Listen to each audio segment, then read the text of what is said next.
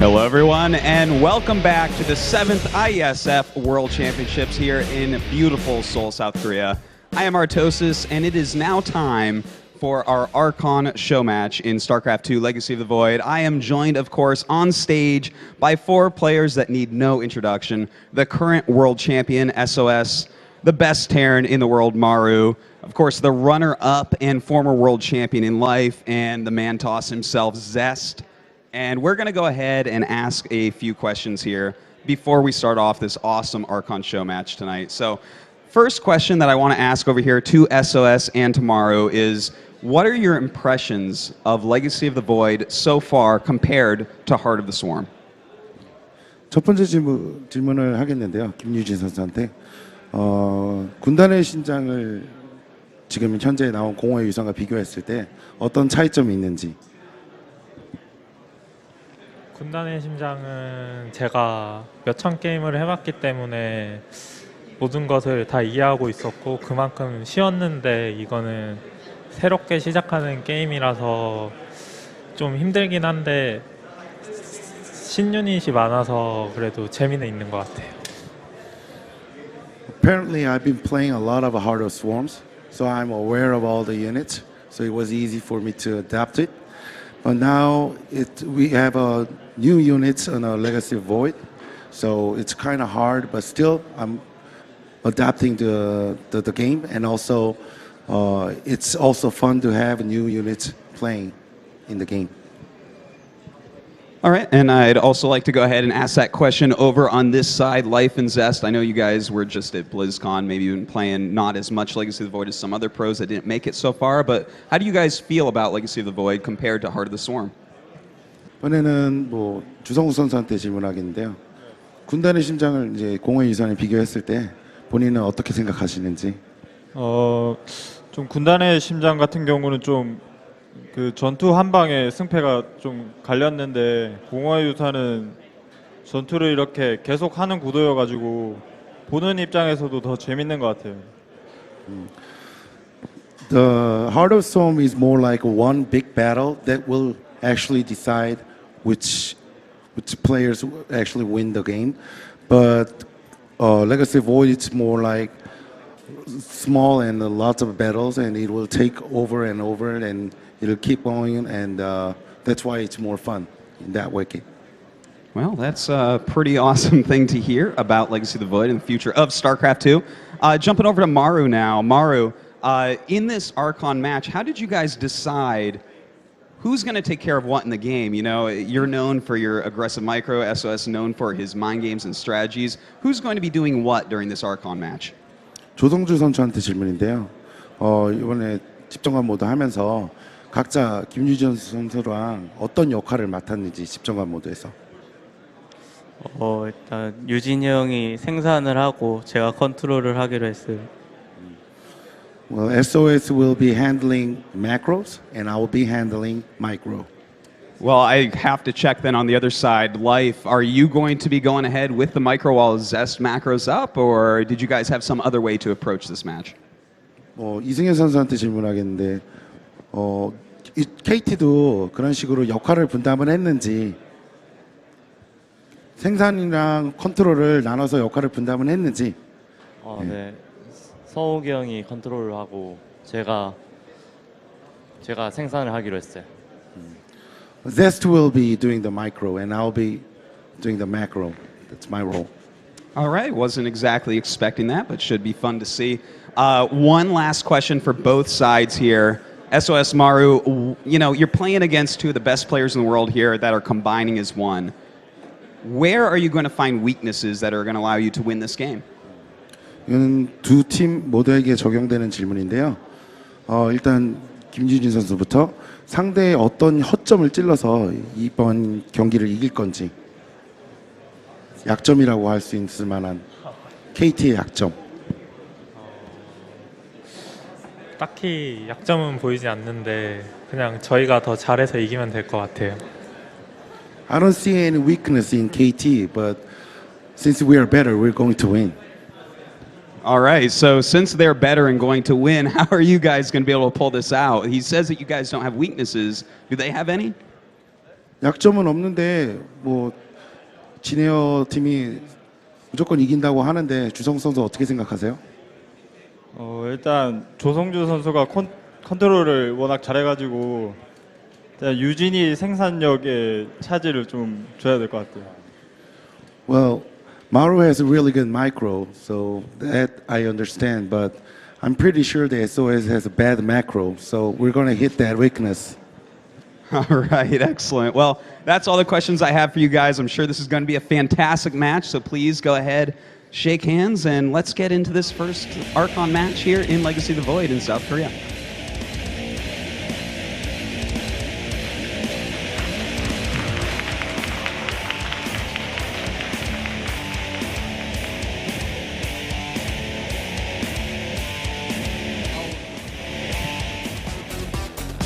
Welcome guys, this is the IESF 7th Esports World Championship Archon Mode show match with KT Rolster's Zest and Life against Jinner Green Wings, SOS and Maru. These are the best players in the world. I cannot wait to watch this match. Oh my god, it's going to be an absolutely awesome match, and I'm sure a lot of people are wondering what races are they going to play? Well, here it is up on your screen. A TVZ to start, ZVP next, and then a PVT to end it.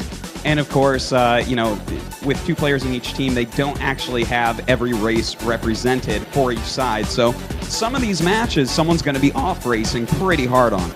Yeah, in fact, the very first match, Terran versus Zerg, both matches, both teams off races. Oh, that's right, yeah. Pinned up against each other. Okay, I like that. I am really curious who's going to take that. Yeah. I don't know. How do you see this match going, especially once you heard who's actually microing, who's macroing for both sides? I honestly don't know. Like, SOS is such a particular style, and it's so unique from everybody else. I'm not really sure how he's going to synergize with Maru. Like, Maru's control is impeccable, but SOS, he's so unique. So I'm not really sure how that's going to play in the Archon Mode show match. Yeah. Are they... I agree with is you that completely strength? on this. Is that a weakness? I don't really know. SOS's strength is that he thinks about the game in a completely different way than anyone else, and like a way that literally only he can think about it, only he can do it. So how does that synergize with someone else that plays it completely differently than he does? I'm not really so sure, but Maru's micro is pretty insane, and I was a little bit surprised actually to hear that Zest is going to be microing Life macroing on the other side. What about you? That surprised me too. Like, Life is known for his Zergling micro, but for the most part, I don't know. You think about it, I would kind of expect that to go the other way. Yeah, I always think of Life, I guess probably because he used to be such an aggressive Zerg, as someone that you want to see microing all over the place, making sure that he can find ways in and whatnot. But since he joined KT, he has become a very strong macro Zerg as well. And you can't really say anything wrong about Zest's micro. Yeah. So he's one of the best Protoss players in the world. Of course, he's going to have some of the best control in the world. So I'm not really sure. I feel like, honestly, I'm rooting for Jinner Green Wings, but I feel like KT Rolster is going to take it. Yeah, I'm kind of feeling the same way just because I don't understand how it's going to go. Like, when Maru goes back to his base, is he going to see a really weird set of units that SOS has cooked up in his head that he thinks that, like, oh no, this is exactly what we need, Maru, and Maru's like, wait, where's the Marauders? Yeah, we may get some situations like that. And on the other hand of things, like, Zest is one of the best macro Protoss players in the world, and his control is impeccable. But Life is kind of on the same thing. They kind of have like a same stylistic. They both have impeccable micro, and they're also really well known for that incredible macro. So on the other hand, where like Maru is definitively like the best micro Terran, and SOS is the Mind Games Protoss. Yeah. KT Rolster, they feel like, I don't know, they feel like they're going to work so well together. Yeah, I definitely do really agree. The only thing I could see going wrong is when they're playing Zerg, if Life is like, okay, yeah, no, we already have 12 drones. Like, let's just, here's a bunch of speedlings. Go kill him, Zest. And Zest is like, wait a minute, only you can make this work, Life. Yeah, it's gonna be pretty interesting seeing how they divvy this up.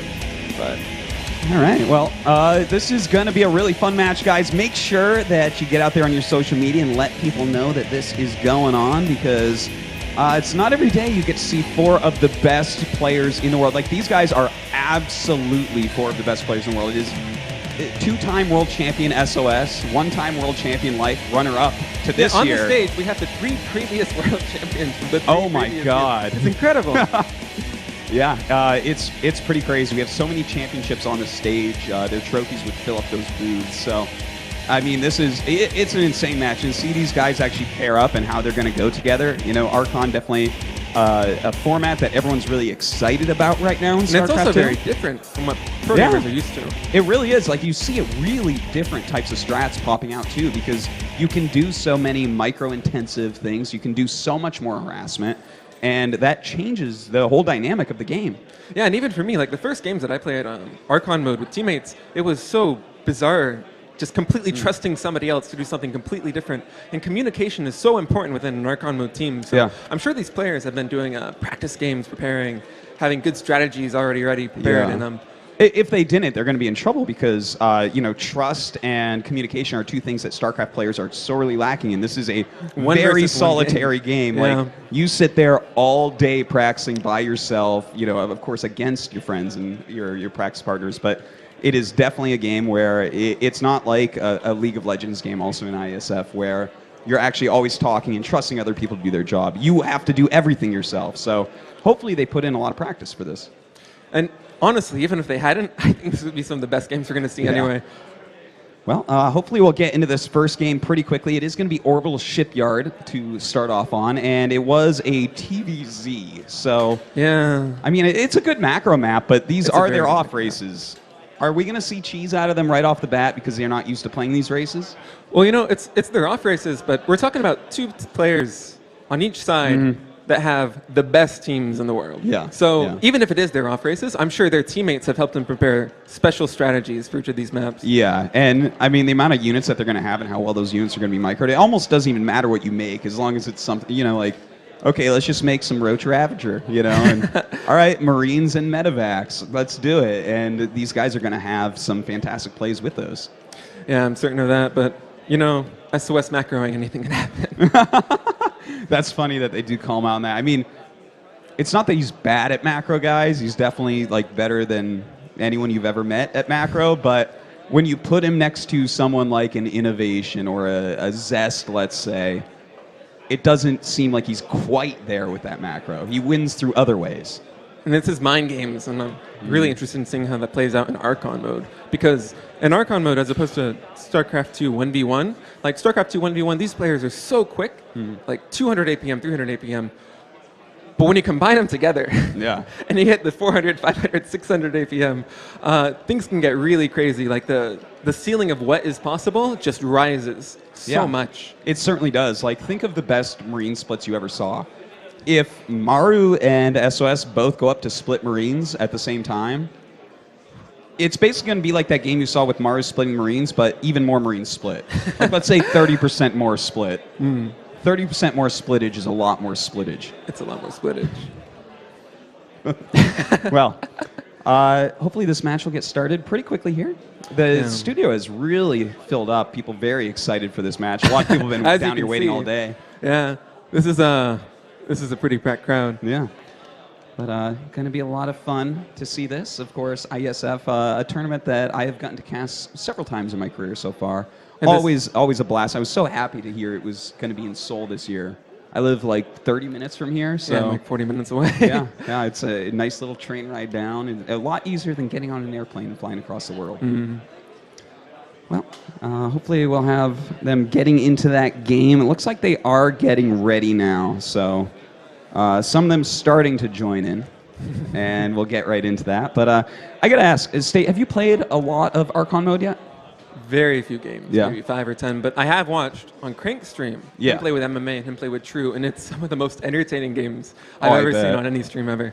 Like one particular game, you would see things like swarm host drops. You would see swarm host drops. Swarm host drops. You don't see that very often. No, do you? I don't think I've ever seen a swarm host drop.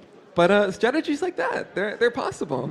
Anything is possible in Archon mode. It's really crazy what you can do when you get two really good players together. What do you think is going to be the most important aspect here? Is it micro or is it macro? Because with great micro, you can tear your opponent apart before the amount of units really matters, right? But having more units is also very good. I think they're both critically important. But as Zest was saying, in Legacy of the Void, it's a lot, unlike Heart of the Swarm, it's a lot more about battles that are happening and harassment that's happening over the course of the entire game, as opposed to one big fight. That was a glowing endorsement right there. Yeah, definitely. And also in that sense, if you think about it, micro becomes so much more important in terms of who can unlock the most potential out of their units. Like who is going to micro the warp prisms to get the extra 4 or 5 SCV kills, that kind of thing. Yeah, that's true. I think macro is definitely going to be important, but we think about StarCraft 2 as a really macro, all mechanics, workers, bases, that kind of thing. But I feel like in Archon mode, micro takes such a big center stage as well.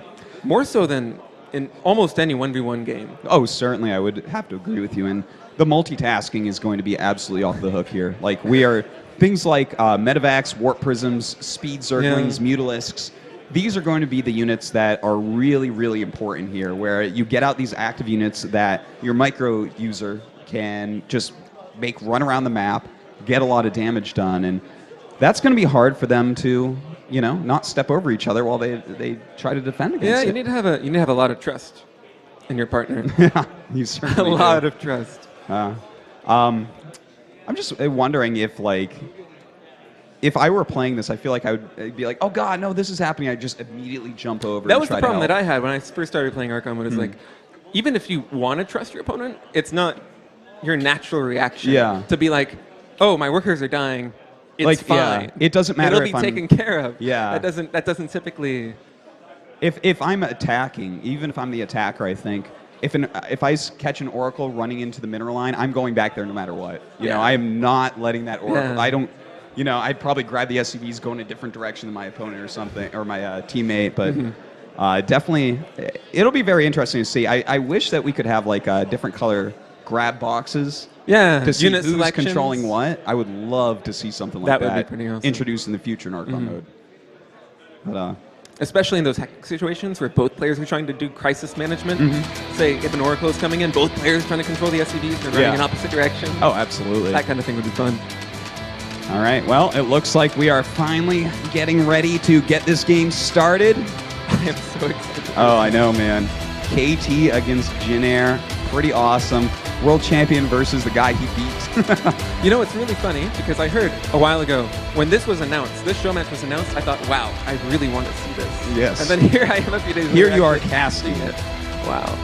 It's such a treat. Indeed it is. Well, it looks like we're going to go ahead and jump into this first game. Down here in the bottom left from KT, it is none other than Zest and Life.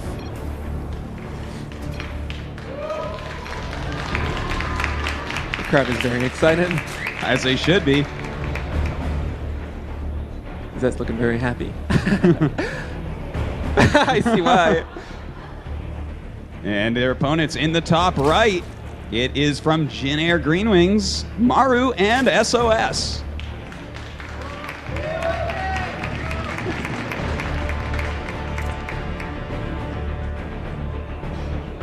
These guys already having a lot of fun in this match.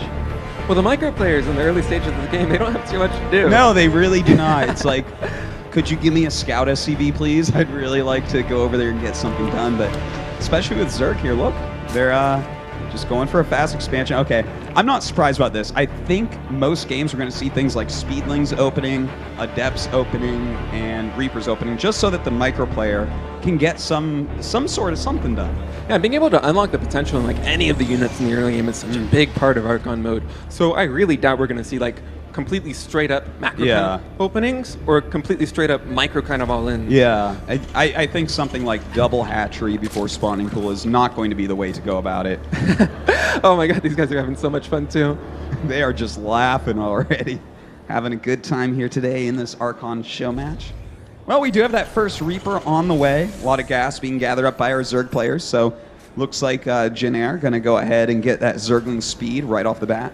Yeah, and as soon as Zergling speed completes, this Reaper house is going to be pretty much shut down. So Zest and Life, they have a really short window where they can try and get a lot of damage done. All right, well, here we go with that Reaper. Classic. Hide those faces.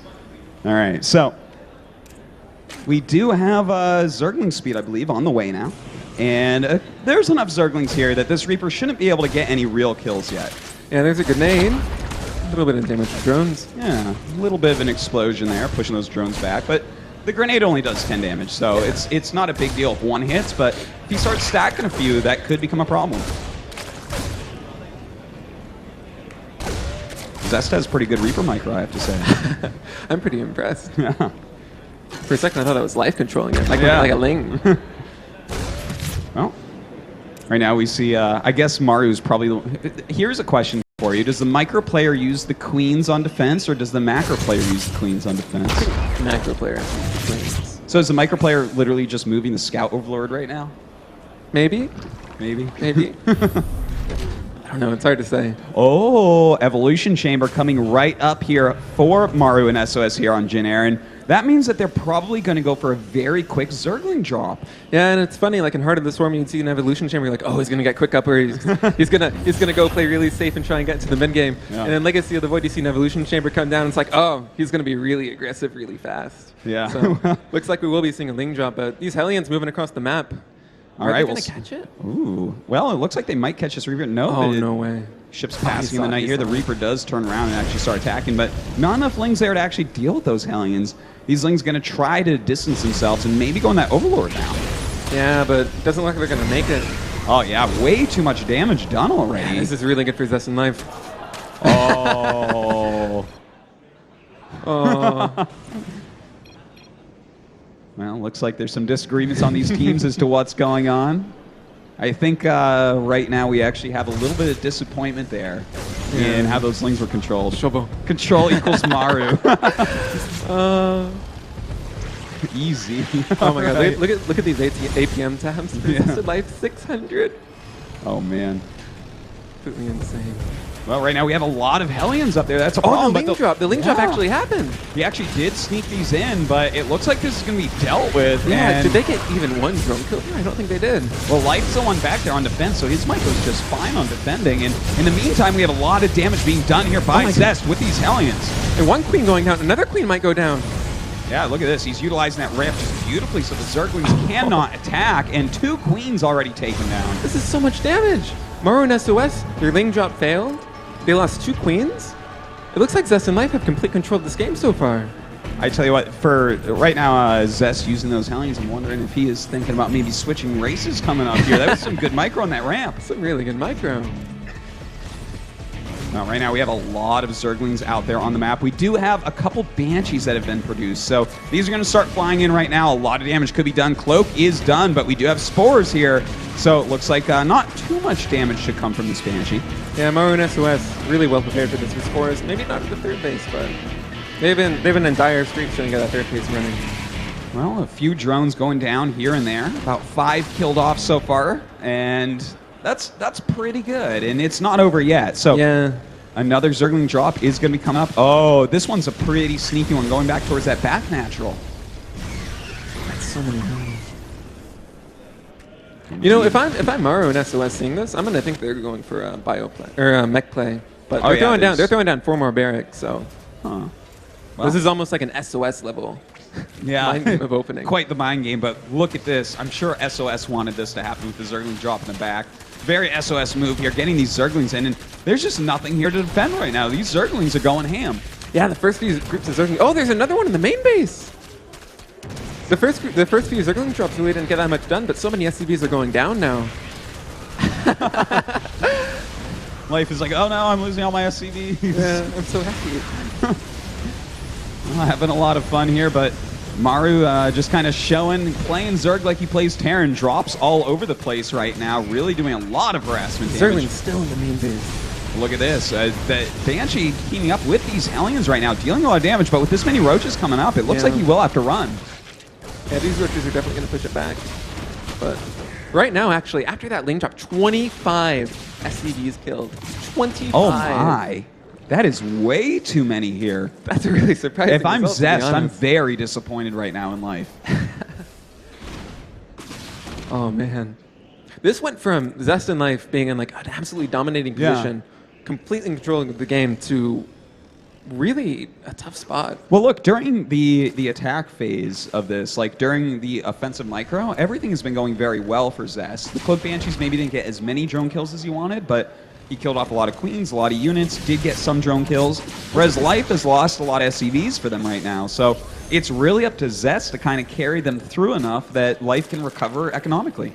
Yeah, the worker deficit is about almost 20 right now, but with Terran, that's not quite a big deal with 3 command centers throwing down mules. So actually, after both players' openings doing so much aggression, trading so many blows, they're actually really even going into the mid game. Yeah, certainly the case. Now, we do have a Spire coming up here for our Zerg team, and of course, Mutalisk is going to be another one of those great active units that you can be flying around the map, always utilizing as that attacking player that Maru is. And of course, Maru, having played so many TVZs, he is going to know better than just about anyone where he can actually go in and damage a Terran. Absolutely, and that's third base now coming up. Lots of Marines and Marauders coming up, possessing Might. And I'm actually really interested in seeing how good his splitting is. Yeah. The Hellion and the Reaper control was not spot on, but Yeah. splitting is an entirely different beast. Oh, it certainly is. Splitting your Marines against Banelings is something that's very difficult, but will there be Banelings? I think that that's actually a really good point that you bring up, because I think that they should just go for Banelings knowing that Zest has never split Marines before. But after seeing the control earlier, I don't know if that's quite a fair call, considering that's specifically what he has to focus on doing. Yeah, that is true. On the other hand of things, like if Zest is actually spot on with his control, we have an engagement here. Ravager shots coming down. Yeah, Corrosive Bile actually hitting a Marine there. Here we go, a big stim here from Zest, moving in, trying to attack into Maru's Ravagers here, running away against those Corrosive Biles. Nice micro here, nice zoning with this Zerg team. Keeps on landing those Biles on that ramp, forcing him to stay down or take a lot of extra damage. Yeah, that ramp is such a hard position to break with Ravagers out on the map. Right now, he is going ahead and getting more and more upgrades. That Baneling Nest is on the way, so a really good call there from our Zerg team, I think. Janair doing a good job of holding on, but right now it's 3 base against 3 bases. That's not a place you want to be for very long as Zerg. And here's another engagement coming down. The Marines and Marauders microing back from the Zerglings. And, oh man, this Zerg army is so powerful right now. I think those Zerglings actually have pretty good upgrades, don't they? Yeah, At least +1 attack. Yeah, they certainly do, and they were actually working on +2 carapace, I believe, too. So yeah, Oh yeah. looks Just like finishing. very good upgrades and some corruptors on the way. That's really going That to help is- him to deal with the drops. It's also really surprising.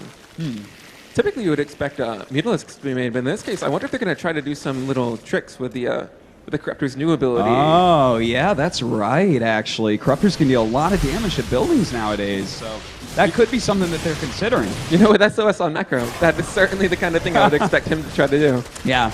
Right now, Maru is waiting on Mutalisks, and SOS is like, hey, here's some corruptors. These are better than Mutas now, don't worry.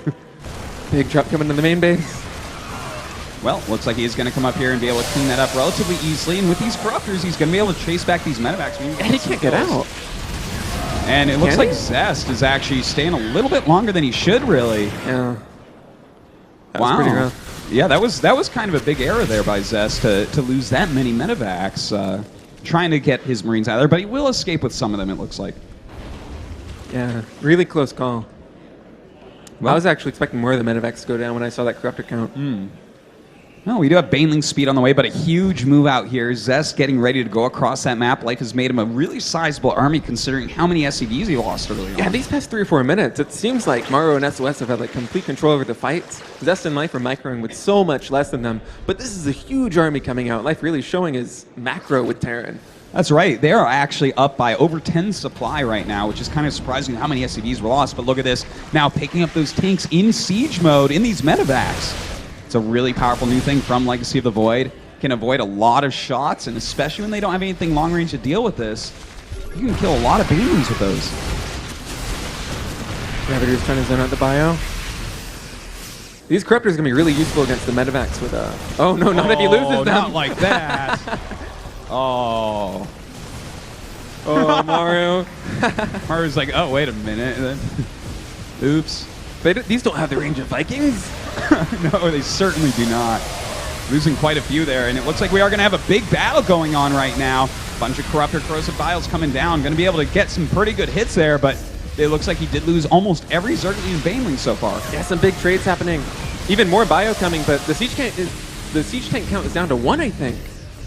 Oh, it looks like one more on that high ground. One more on Couple the high siege ground. tanks. A lot of medevacs still up there. We're in a big Terran army still, really, whereas Zerg having a little bit of a harder time getting their army back up. Yeah, Terran's still up 10 supply, and I think this is Maru and SOS trying to fake out a drop, but I don't know if Zest and Life are going to buy it. That's totally SOS's type of move. But he is absolutely not going to buy it. And it looks like some good corrosive vials do go down. Pushing back this push once again. Zest on the retreat, going to go ahead and lose all these Siege Shanks. And it looks like some medevacs as well. They're so low. So low hit points. A lot of damage done there by Maru to that army of Zest. And the supply getting tied up once again. Yeah, both players now on 4 bases. These Overlords just kind of hanging out in the Terra Naturals for dropping creep in the main. Oh man, you can absolutely tell what SOS is doing here. It's actually so funny. Yeah. I'm just imagining Maru in the booth like, what are you doing this? What are these Overlords? Why are we like, supply he can't build any supply depots if I drop creep in his base. That's a great way to think about it. It does definitely sound like something a Zerg SOS would ever do. Yeah, you can't build anything right there, Terran. Absolutely. We do have mutas out on the map now. Only 6, so not a huge muta switch, and there's a turret already at the 4th base, but we'll see if Maru can get some damage done. And these mutas actually just missing. Oh, that would very, very low medevacs flying out across the map. That would have been huge if they caught that. With one missile really turret huge. here, they can't completely stop mining here. They can interrupt it a little bit, but that base is really important right now for KT. Yeah, this is a really big drop coming in the natural net. At the same time, Zest and Life are going to go push the Zerg 4th base. Really spreading Maru and SOS thin here. Yeah, this is really far away from where their army is, and with that other group of units over near their 2 of expansions, they have to be very careful about how they split everything up. They do chase this out. Oh, most of the medevacs going down. A great defense, but they will go ahead and lose this 5th base in the top left. And it looks like they're going to try and drop the 4th base, but I don't know if this is the best decision considering the natural's already been dealt with so quickly. That's, oh, so many banelings. Oh, indeed it is. Well said, Stave, but it looks like they will go ahead, clean everything up here. The Muta's going after this medevac, not quite getting it. And it's so important to the Terran player right now that they retain their medevac count. They have lost so many medevacs. I think right now Terran actually really wants to be in a position where they have both medevacs and liberators. They're starting liberator production now. But all these little skirmishes, they're trading evenly, but they're trading units that are really hard to replace, the medevacs. Yeah, that's actually something very important to mention here. You know, the medevacs only come out of the starport. They're way more expensive than a lot of these other units. It's really the unit that you have to keep alive during the game, and they've lost a lot of them so far here. But, you know, at least they denied that 5th base, and it's 4 bases against 4 bases here in a TVZ. I wonder if that's SOS or Maru the dropships. We're going to go ahead and pretend that this is SOS. This is like StarCraft fan fiction right now. Oh, so much fun. Well, looks like some great defense there against the empty Overlords. And at the same time, the Zerg player gets supply blocked from that. Of course. I knew that was eventually going to happen here. Oh, we have it. Oh, this is what it was. It was a complete mind game. All those empty Overlords, and now we come within the complete drop. Well, the full one is going to come in here, and that's a lot of SCVs that were actually left here. Yeah, and those are very highly upgraded Zerglings. This drop has the potential to do a lot more damage than the first one. All right, let's see what he can get done. In the meantime, another drop here in that back natural where the hatchery is being remade. SCV's starting to fall here. Yeah, still no reaction, just now pulling. Yeah, a little bit slow there on Life's End, who is doing the macro here portion for KT down in the Terran base. Yeah, now in the game, the worker count has a differential of 1. Oh, so wow. This is actually so even. It's so close. And losing that dropship, the army supplies are only 20 apiece. This is... Yeah, this is becoming a very scrappy game very, very quickly. And oh, they have Widowmine burrow speed. I want to see some Widowmine drop. Oh, man. That would be awesome. Right now, though, we do have some Liberators out. The Mutas do get to pick one off. Liberators can be very good against Mutalisks, but you need a higher number than that. Oh, we have a Bailing drop coming in at the same time. Well, looks like right now we do have that 5th base up and mining for Jin Air Green Wings. Definitely very important that they keep that up. They need that extra income over their opponents here if they're to win this game, because the supply lead actually does go to KT right now. And at the same time, Zest and Life floating their command center and transferring their SCVs over to the new base, and it is really hard to hit fast medevacs with Corrosive Bile. Indeed it is. Oh, those Banelings! Wow. So many going down. Really good Widowmine shots here. Does have one left alive, and a hive is being made now here for our Zerg team, so definitely could see some Vipers and Ultralisks coming to this game. But this is a huge army coming out from the Terran player. I don't even know if it can get that point. So many of those Banelings went down, and those are actually going to be really critical to this upcoming fight. Indeed. Oh, look at that. Only 4 SCVs, but... It was a cool idea. It was a cool idea. It's something that SOS probably thinks is really good. All right, well, right now we do have a big split here of what's left of this Zerg army. It's still quite a high supply, but he's got to be very careful. on how he goes ahead and utilizes this. We do have Liberators in there, so if these turn into Liberation mode, that's going to be really hard for anything to run through. They deal so much damage to ground when they're in that mode, but they are immobile, so here we go. And we do have all the Banelings rolling in right now. Corrosive Biles coming down on those siege tanks, and it looks like the Corruptors and Muta's going to easily clean up the Liberators.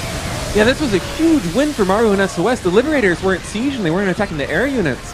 So this fight, what? They still have more on the ground?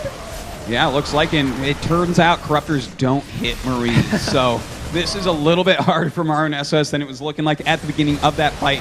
And more units coming out, going in for this attack, throwing down those Corrosive Biles, and looks like Zest and Life are going to have to retreat. Yeah, but Maru and SOS, their Mutalist count is down to 2 now, so they have to completely transition, but they don't really have a bank for a tech switch. Actually, both players are... They have a Hive, so they are going for Greater Spire, which means that we should be seeing some Broodlords coming up, and with that many Corruptors, that is a good choice, but there's a lot of Marines out, and that many Marines should be able to kill off Broodlords. Yeah, both teams, such little economy now. Like, and it feels so odd to say that, considering we look at the minimap, both teams are going on to 6 bases. Look at the look of disbelief for SOS here. He's trying to macro. He's like, where are my minerals? I don't get it. This is... I'm absolutely loving this reaction. Well, let's see what they can get done with what they have left over. This is, you know, Legacy of the Void is so much more fast-paced than Heart of the Swarm ever really was. These bases mine out a lot faster. You have to expand to them a lot faster, and a lot of situations can get like this, where you're not really mining that much, and you have to figure out what to do with what units you have left. Yeah, and it looks like Maru and SOS, instead of going for Ultralisks, they have 9 Corruptors. We might see a big Broodlord push on the Terran side of the map if they can actually move across. This entire game, since just the very opening, has been Zest and Life doing really big pushes, and Maru and SOS trying a lot of really cute harassment, which is actually kind of role reversal. You would expect the Zerg player to be like... You'd expect the Terran player to be doing all the harassment. Well, that's the thing, right? Maru is the Terran player. He just happens to be playing Zerg here. So he's the one doing all these little harassments all over the place. Really, these guys are showing their styles all over. But here we go, a big engagement coming in, a lot of speed veins rolling down. The Mutas and Corruptors going to be able to take out the medevacs quite quickly, but the ground force is not enough quite yet. Yeah, and Zest's micro there, he actually had some pretty good Marines, but I was impressed. Okay, maybe I spoke a little bit too soon. A little bit too soon there for the end, but overwhelming force there for Maru and SOS, who are now getting some Broodlords, and with that reduced Marine count, with only 1 medevac left on this map, I don't know if Zest and Life are going to be able to hold on here. Yeah, they're producing Liberators now. They're not really going to have the support for their bio that they need. And I think for the first time in maybe 5 or 10 minutes, Maru and SOS actually have a supply lead. Yeah, and I mean, that's pretty significant right now, especially when you look at the types of units that are left on this map. There are so few Terran units, there are so few medevacs, in fact, none on the map right now, that they can't even heal up the bio. You stim that stuff, that health is not being rehealed. So the Broodlord's going to be super powerful coming up. But on the other side of things, the Broodlords that they're morphing are really, really slow units. They're immobile, almost like a Protoss death ball. And the Terran is playing such a really heavy bio style that if Maru and SOS move across the map and try and do some big push, Zest and Life could easily just start trading bases. So even though, I say that, and as I say that, Zest and Life actually re-macro back up to supply. Well, you know, they do have those extra bases in the bottom right, and they have this cool thing called the Mule dropping all over the place, mining a lot of minerals. So definitely recovering their economy, but so is Maru and SOS. This is kind of crazy. It's so back and forth. They keep going from high economy to low economy, then back again, because neither of the teams have the units nor the confidence to kill each other. Both teams just macroing on 6 bases now. Have some Mutas here. Muta and Thing drop. Well, this is a synergy you don't see too often. You know, these Mutas, with so few Marines around the map, or I guess there's actually quite a few out there, but you have to send enough back that you can actually do this. But the drop of those Zerglings do allow them to actually engage those Marines a little bit longer than expected. But here we go. We do have Terran moving forward towards his top left. I think this is the first time in the game that Zest and Life actually seen the Broodlord, so this might be catching them by surprise. They just started producing Vikings now, but their medevac count is already so low. I don't think they can afford a drop like this. Yeah, well, let's see what hits they get, and looks like they will be able to take down some Zerglings here, but not the biggest deal. I think you're right. That might have been a waste of those Widow Mines. Yeah, Maru's a Terran player, and he's microing. He knows how to make Widow Mines non-effective. Yeah, certainly the case. Well, with these Broodlords, as you said, it's kind of an immobile army, but it is definitely a strong one. So we're going to have to see, like, how far can Zest and Life run around this map? How can they stay away from that Broodlord Deathball? And it looks like Zest and Life are going one base up now. This is actually a really interesting point because up until this point, it's been very straightforward how to expand. Maru and SOS are expanding to the west, at the top of the map, and Zest and Life are taking up the bottom of the map, expanding to the east. But now they have to expand towards each other if they want to take another base. That's right, and in fact, the gold base was just taken by Zest and Life, and it's so hard to call these guys on the which race they are, because I'm really like, no, the Terran player is Maru. This is hurting my brain, but. The fact that they took that gold base, this is something that Maru and SOS have to deal with almost immediately. It's just giving them way too much mining going on. The economy of Zest and Life is absolutely fantastic now after taking that gold base. And it still seems like Maru and SOS aren't going to try and take another base, so it looks like they might just go for one really big push at the gold and try and win the game from that. But this is a planetary fortress, and that's a lot of bio. And right now, look at that. Oh, I love this. We even see a Cyclone in the mix, probably to help deal with those Broodlords. So we'll see how that works out. We do have a lot of Banelings out on the map right now, though. Ultralisks on the way. The Ultralisk, so powerful in Legacy of the Void. One of the scariest units in the game now. But that's a lot of Liberators to help deal with it. I feel like if Zest and Life don't push, if they just hold, they're going to be in such a great position later on, but already their bank is so much higher, and it looks like they want to go for the engagement. Uh-oh, that's a lot of Broodlings right there. They are going to go ahead and force back those Broodlords for the time being. And in fact, look at this, running in the opposite direction of all the other units here of Zerg. Going to have to wrap around into this front natural. So many Broodlords. See what they can get done. A lot of Corruptors up there in the front to try to take out these Vikings, moving forward with those Banelings, and the Banelings starting to connect. A lot of the Marines being taken out, some of them being split nicely towards the back, but this army looks to be too strong for Maru and SOS. But at the same time, at the Zerg 5th base, and they still don't have, or the Zerg 6th base, my god, Legacy of the Void. The Zerg 6th base, it's going down, and Maru and SOS, they have almost no income at this point. They won the fight, but it seems like they're losing the war. They've got the stronger army for sure, but just the fact that Zest and Life are all over the place and have such a solid economy with that gold base is making it really hard for them to be able to do anything. You can't even go to finish because, as you were saying earlier, State, a counterattack will come, and you'll just start losing all of your bases. And at the same time, Zest and Life taking another expansion, while Maru and SOS trying to get some grasp of income, but the worker count is even, but Maru and SOS, they just don't have the mining bases. Certainly not, but they are moving forward now. Here they go after this gold base. This is going to be very hard to actually defend. This Sky Army super strong right now for Maru and SOS. Some Vikings coming up. The Queens and Corruptors, though, should be able to deal with those for the time being. But at the same time, Zest and Life canceling another hatchery. The gold base hatchery is going to be so hard to take for Zest and Life for Maru and SOS. Because on one hand, Maru and SOS, they want to be punishing the Terran's gold base. But at the same time, it's so hard with the immobile Broodlords to actually take the new expansions on their side of the map. Yeah, you can't attack and defend with a Broodlord army at the same time. You really can only do one because you need a lot of units supporting the Broodlords. Because alone, they die very quickly, but with other units around to actually support them, and another they're super strong. Cancel. Oh, man. Well, a couple Ultras coming up. They're pretty strong and do force a lift up on these units. That gold base being taken now by Maru and SOS. Realizing they might need a base that's a little bit closer to be able to hold on. And while Maru and SOS, their army is so powerful. They're almost 50 army supply down now, just from the extra expansions that Zest and Life have. They're up 2 bases, which is a really, really big deal. That is true, but a lot of this supply goes into Vikings, and just like the Heart of the Swarm, trailer sequence, Vikings just don't do it against Ultras. So the more Ultras I see made, the more I believe that Maru and SOS may be able to pull this out despite this huge deficit in supply. Yeah, their army composition is so powerful. And even the Vikings, even though they have such a high Viking count, the creep spread of Maru and SOS is so good. And look at this now, a lot of Vikings here trying to go head-to-head against these Corruptors. The Corruptors having to run away. The Queen's coming in to try to give some support. But if these Vikings kill all of the air, this game will definitely go to Zest and Life. Yeah, and the Vikings are still kiting the Corruptors. So many Corruptors going down now. Yeah, it looks I like feel those Corruptors, a lot of transfusions coming down. In the meantime, we do have these Ultras coming forward, going after these Marines. That high armor really working out for them, cutting through so much right now. And the Ultras are doing so much damage.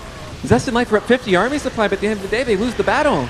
Oh, man, and look at that. I think during all of that, Maru and SOS haven't lost a single Broodlord, but they did lose another base. They did.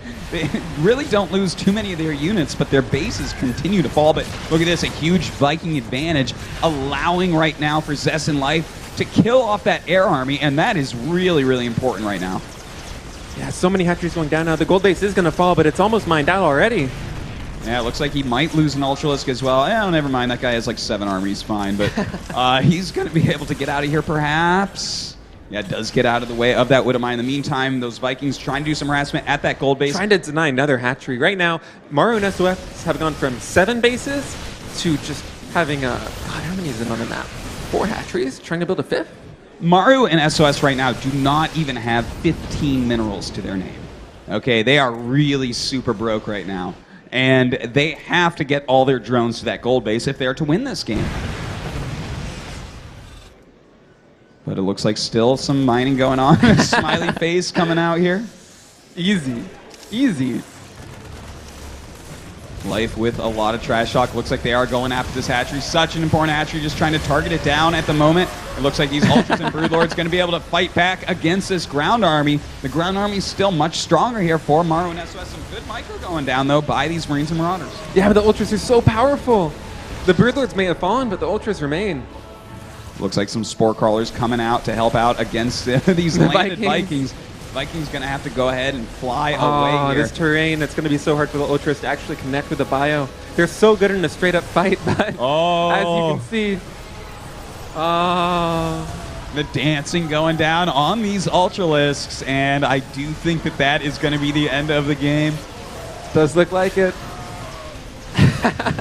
I've never seen anything quite like this. No, certainly not. Look how many dances it took for those to actually kill Ultralisks, by the way. That's pretty funny. But GG is called, and it looks like Zest and Life gonna take that game number 1. And that game was so back and forth. Yeah. So back and forth. That was seriously a nice game. Some great control there by Zest. Life, on the other hand, his defense of the mineral lines was a little bit lacking at times. It was a little bit lacking at times. We have to consider, you guys watching at home, if you thought that game was awesome, consider that these players off races. Nobody on the Terran side of the team plays Terran. Nobody on the Zerg side of the team plays Zerg. So yeah, the real games are about to start. The real games. That was just a warm up. Yeah, we're going to see these guys playing their specialty races coming up in this next game. It's going to be a Zerg versus Protoss with KT playing Zerg and Jin Air playing Protoss. So that's SOS and Maru playing Protoss, which is kind of fun because, you know, how is Maru going to deal with what SOS gives him? And then, of course, on KT, Life and Zest, with Life being kind of the macro player here for that Zerg. I really don't know who's going to take it. Going into this match, I thought for sure Zest and Life were going to be like the clear favorites. Yeah. And they did win that game, but it was so close. It was that super was close. Tooth and nail. It absolutely could have gone either way. I think that what really ended up happening is Zest did enough multitasking. He picked off enough hatcheries because every time we saw battle, it was like Zerg won the battle, and then you're like, oh, but he lost a hatchery over here. Yeah. And it was so hard for the Zerg player to take their, what was that, the 7th base? Yes. The 1, critical 2, 3, 4, 5, 6. That critical 7th base. The critical was so hard 7th to hold. base. They couldn't hold it. Never said that before. Been casting StarCraft for 9 years or something. Never said that critical 7th base. But here we are, Legacy of the Void. Brand new expansion, brand new style of play. You know, and it does really sound crazy to say because that was the 7th base. But as far as navigating their army compositions and taking the fights, SOS and Maru, like, they were winning. It was just they couldn't defend that one extra base. Yeah. The game really didn't turn into the KT side's favor until they got the extra mining up, and even then it was so close. Well, you know, part of it, I think, has to do with their unit composition as well. They didn't really go mutas until later in the game, and then even when they went mutas, that was during a portion of the game where they were constantly under attack. And then they went into Broodlords, and that's the least mobile. You can't defend everywhere on the map if you go Broodlords. It's just impossible.